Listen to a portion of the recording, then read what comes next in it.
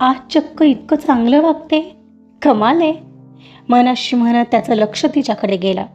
एकाच ऑफिसमध्ये काम करत असूनही एवढं फुरसतीने तिच्याकडे कधी पाहिलंच नव्हतं त्याने. आता नेमकी ती समोर लॅपटॉपवर अगदी सिन्सिअरली काहीतरी करत होती आणि त्या निवांत क्षणी तो तिला न्याहाळत होता.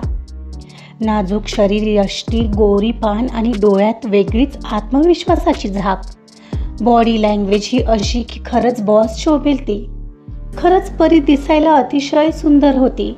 तो आज जवळून तिला पाहत होता. ओ, खरंच काय सॉलिड दिसते ही. हो, पण सोबतच आगही आहे ती. हात लावला तर कोणीही जळेल विचारही नको करायला म्हणत त्याने नजर फिरवली. आपण ऐकत आहात इश्क रिस्क या कथेचा पुढचा भाग सुरू करण्याआधी प्लीज माझ्या चॅनलला सबस्क्राईब करून घ्या आणि आधीचे पार्ट ऐकले असल्याची खात्री करून घ्या. चला सुरुवात करते इश्क रिस्क भाग 15. आरुषने आजही ऑफिसमध्ये येऊन त्याचं रोजचं काम पूर्ण करू लागला. दुपारपर्यंत त्यानं बऱ्यापैकी त्याचं काम संपवत आणलं होतं. काय रे आरुष, आज कसली घाई आहे का? सकाळपासून पाहतोय आपल्या कामात बिझी आहेस, अखिलनं विचारलं. नाही, असं काहीच नाही. असंच आपलं काम झालेलं बरं असतं ना. हां, आता लक्षात आलं. परी मॅमच्या जाण्याची वाट पाहतेस की काय? म्हणजे ऑफिसभर फिरत मस्ती घालायला? अरे नाही रे असं काही. आणि काय रे, म्हणजे मी काय फक्त यासाठीच माझं काम संपवतो? तू हेच मला ओळखलंस का? तो सिरियसली म्हणाला तसं अखिल हसू लागला. एवढ्यात दोघात असलेला कॉमन लँडलाईन वाजू लागला जो अखिलने उचलला. हॅलो मिस्टर अखिल, जरा मिस्टर आरुषना केबिनमध्ये पाठवा. परीचा कॉल होता. हो मॅम, सांगतो म्हणेपर्यंत फोन कॉल कटही झालेला. जा, तुला बोलावणं आलंय परी मॅमचं. अरे यार, आता कशाला बोलावलंय त्यांनी? अरे काम असेल, जा पाहून तर ये. स्पेशल लोक आहात बाबा तुम्ही, त्यामुळे ती तुला सारखी सारखी केबिनमध्ये बोलावत असते म्हणत अखिल त्याच्यावर हसत होता. हो, जरा जास्तच स्पेशल आहे मी, आलोच मी म्हणत तो जरा वैतागूनच तिच्या केबिनमध्ये जायला निघाला.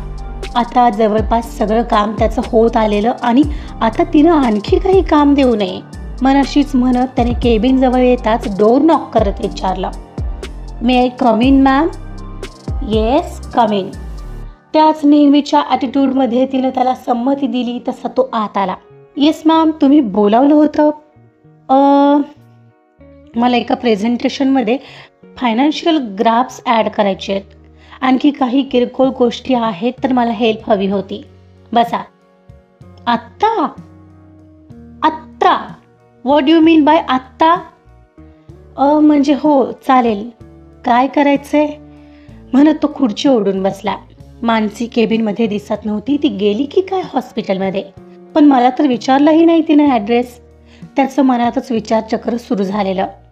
राकेश, कॉफी पाठव 2 म्हणत लॅपटॉपवर पाहतच तिनं ऑर्डर देऊन फोन ठेवला. अरेच्छा, 2 कोणाला? आज सूर्य नेमका कुठं उगवलाय?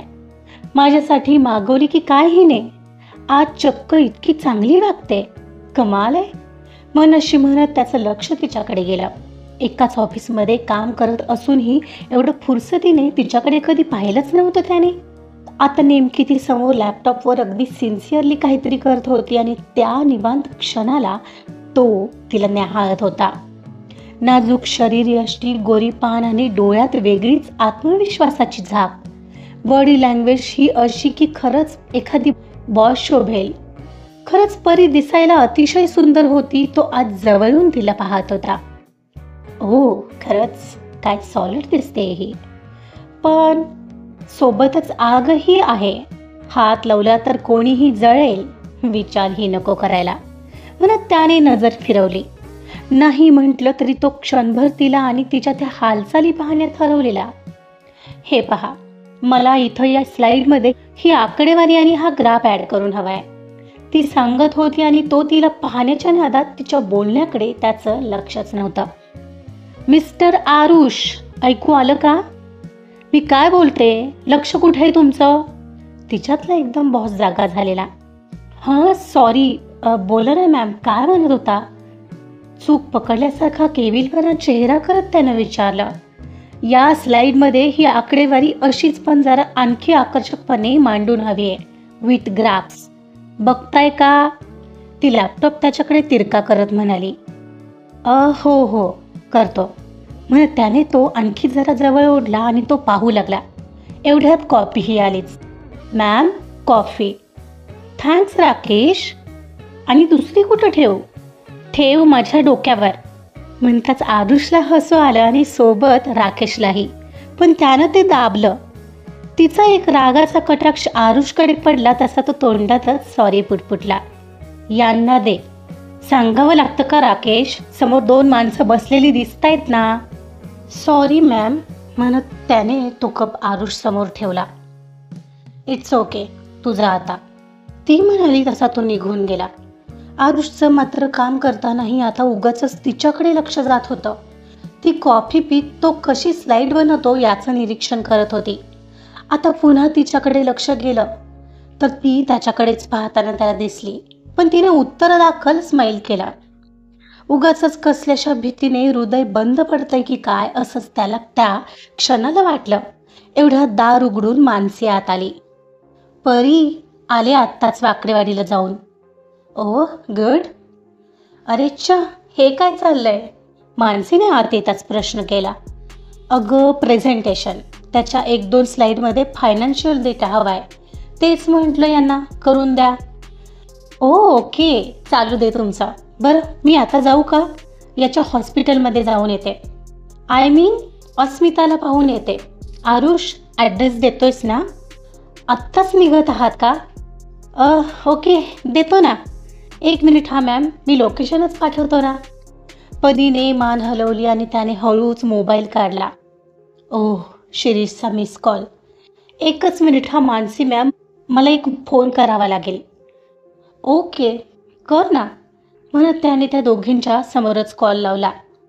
हां बोल ना शिरीष, कॉल केला होतास का?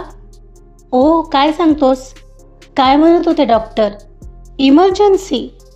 मला अर्जंट बोलावलंय. अरे पण मला आता कसं जमेल निघायला, मी ऑफिसमध्ये आहे. अरे तू बघ ना प्लीज यार. अरे आत्ता कसं सांगू? ओके बघतो म्हणत त्यानं फोन ठेवला. त्याचं असं कोड्यात फोनवरून बोलणं पाहून परी आणि मानसी दोघीही त्याला घाबरून काय झालं असेल या विचाराने पाहत होत्या. काय झालं मिस्टर आरुष? परीनं विचारलं. डॉक्टरांना अर्जंट काहीतरी बोलायचं आहे, बहुतेक ऑपरेशन संदर्भात आहे. आता तिथं गेल्याशिवाय कसं कळेल मला? मला हॉस्पिटलमध्ये बोलावत आहेत. आता कसं शक्य आहे? तो बारीक तोंड करत म्हणाला. अरे मीही आता निघणारच होते ना हॉस्पिटलमध्ये, मग तूही चल माझ्यासोबत. तसाही तू वेगळ्या व्हेकलने जाशील तर तुला लेट होईल. हो ना परी, चालेल ना? मानसीने विचारला. ओके. अहो पण हे स्लाइड्स बनवायच्यात ना, मग आता हे सोडून चालेल? तो गोंधळून म्हणाला. हो पण आता सध्या तुमचं हॉस्पिटलमध्ये जाणं महत्त्वाचं आहे ना, सो जा आधी तिथं. हे उद्या बनवलं तरी चालेल, परी म्हणाली. नक्की ma'am. Thank you so much ma'am. चल मानसी. आरुष मानसीला म्हणाला. चल बाय परी, आता उद्याच भेटू म्हणत मानसी आणि आरुष ऑफिसमधून बाहेर पडले. मानसी त्याला अरेतुरे करत होती, पण तोही मानसीला अरेतुरे करतोय. हा काय प्रकार आहे? यांचं नक्की काय चाललंय? परीला काही समजत नव्हतं. तिनं तात्पुरतं दुर्लक्ष केलं आणि तिच्या कामात गढून गेली. आरुष मानसीसोबत हॉस्पिटलमध्ये पोहोचला. तिथं पोहोचताच आधी मानसीला अस्मिता आणि आईशी ओळख करून दिली आणि मानसीला तिथं सोडून डॉक्टरांना म्हणून शिरीषला भेटायला गेला. Hi god Shirish, you are my best friend यार. आज ना सगळा प्लॅन फसला असता. ते बरं की तू पटकन तुझ्या बहिणीला इथं हॉस्पिटलमध्ये ॲडमिट केलंस. अरे मी काय केलं? मदत तर तू करतेस माझी. एवढं तर करू शकतोस ना यार तुझ्यासाठी. आता नेहमी लक्षात ठेवायचं, कधी मानसी इथं आली तर अस्मिता माझी सख्खी बहीण आहे हेच सांगायचं, आणि तुझी आई ती माझी आई. अरे पण त्यांना कधी चुकून कळालं तर? नाही कळत रे, आणि कळालं तर कळू दे, ते तू माझ्यावर सोड. पैसे आणि व्यवहार हा माझ्या नावावर असणार आहे, so you don't worry. Aarush, thanks यार. No thanks. आता डॉक्टरांना सांग लवकरात लवकर ऑपरेशन पूर्ण करून घ्या. पैशांची काळजी करू नका. मला शिरीषच्या चेहऱ्यावर एकदम आनंद पसरला. हे पण तू आईला आणि अस्मिताला सगळं नीट समजावून सांगितलंयस ना? आरुषनं विचारलं. हो रे, सगळं समजावलंय. बघ नाही तर काहीतरी गडबड व्हायची. चल चल, आपल्याला तिथं असायला हवं. मला तो शिरीषला घेऊन मानसी ज्या रूममध्ये अस्मिता आणि त्याच्या आईशी बोलत होती तिथं आला. आई, आता काही काळजी करू नकोस, मी आहे तोपर्यंत तरी. डॉक्टरांशी बोलून घेतलंय मी, आता ते लवकरच ऑपरेशन सुरू करते. अरे आरुष, पण एवढे पैसे जमतील का आता लगेचच? आईनं विचारलं. हो, तू त्याची काळजी करू नकोस, मी आहे ना. तो म्हणाला तसं आईच्या गंभीर चेहऱ्यावर थोडं हास्य पसरलं. मानसी, झाली ना ओळख आईशी आणि अस्मिताशी? आरुषनं मानसीला विचारलं. हो बोलले, ती स्माईल करत म्हणाली. तुला डॉक्टरांनाही भेटायचं आहे ना? आरुषनं विचारलं. आरुषने जरा मुद्दामच विचारलं. हो, चला येते काकू. काळजी घे अस्मिता, लवकर बरी होणार आहेस तू आता. हो, थँक्यू मानसी मॅम. चल, डॉक्टर काय म्हणतात पाहते आणि निघते तर मग. मानसी आरुषला म्हणत तिथून बाहेर पडली. हो चालेल, चल ना शिरीष, तू सुद्धा, तो म्हणाला आणि तिघंही डॉक्टरांच्या केबिनमध्ये गेले. आत गेल्यावर डॉक्टरांशी बोलणं झालं. आरुषने सांगितलेला खर्च डॉक्टरांनी सांगितलेल्या खर्चाशी जुळत होता. मानसीला आक्षेप घेण्यासारखं असं काही आढळलंच नव्हतं. बाहेर येताच आरुषने विचारलं. मानसी, पाहिलंच सगळं? आता तरी मिळतील ना पैसे? हो आरुष, मिळणारच होते ते. ही फक्त फॉर्मॅलिटी होती अरे परीसाठी. तसंही ती स्वतःहून देते म्हणालीच होती ना रे, मानसी म्हणाली. थँक्स मानसी, आणि खरं तर परी मॅमना पण सांगशील. खूप खूप थँक्स, खूप महत्त्वाचं काम केलं त्यांनी माझं. हो रे, डोंट वरी. बरं मी निघते आता. आणि हाच का तुझा मित्र शिरीष? हो, हा शिरीष माझा जवळचा फ्रेंड आहे. खूप करतो माझ्यासाठी, जणू माझी आई म्हणजे त्याचीच आई. आत्ताच बघा ना कसं लगेचच कॉल करून बोलावून घेतलं. मी असं ऑफिसमध्ये असल्यावर आता शक्य राहणार नाही ना आई आणि अस्मितासोबत थांबणं. बट हे सगळं त्याच्यामुळेच शक्य होतं आहे. थँक्स यार. आणि शिरीष, या मानसी आहेत, आमच्या बॉसच्या असिस्टंट. आरुष ओळख करून देत होता. ओ हॅलो मॅम. बट आरुष, माणसं खूप जोडतोस तू. आवडते ही गोष्ट मला तुझी. म्हणजे फ्रेंड जरी असला तरी आजकाल कोण करतं एवढं कोणासाठी? आणि तुझा हा मित्र इथे मित्राच्या आई बहिणीसाठी इतका झटतोय. ग्रेट, मानसी म्हणत होती. अरे एवढं काही नाही हो मॅम, शिरीष अडखळला. अरे नाही कसं? बरं काळजी घ्या आता अस्मिताची, मी निघते आरुष. शिरीष, मी आलो सोडून मानसीला, म्हणून जाता जाता आरुषने शिरीषला थम्सअप केला. कारण त्याचं काम झालेलं. त्याचा ग्रीन सिग्नल मानसीच्या बोलण्यातून जाणवत होता. आजचा भाग इथंच संपलेला आहे. आरुषचं नेमकं काय प्लॅन चाललंय? त्याच्या मित्राची बहीण आणि आई त्याचीच बहीण आणि आई आहे असं दाखवलंय. बघूया हे गुपित नेमकं काय आहे. त्यासाठी तर तुम्हाला पुढचा भाग ऐकावाच लागेल. ऐकत रहा इश्क रिस्क. कथा आवडत असेल तर प्लीज लाईक करा, सबस्क्राईब करा आणि शेअरसुद्धा करा. Thank you so much.